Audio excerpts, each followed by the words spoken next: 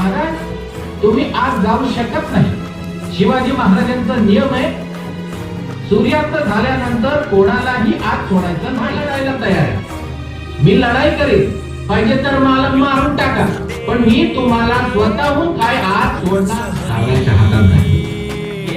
सगळे लोक आश्चर्याने बघायला लागले आणि त्यांनी सावळ्याचं तर कौतुक केलं, कारण त्यांनी त्याचं कर्तव्य उत्तम रीतीने बजावलं. ये गद्दारी रास नाई वीर मराठा माटी को, ये गद्दारी रास नाई वीर मराठा माटी को, बागरन के सिर दिया उस अफजल खान.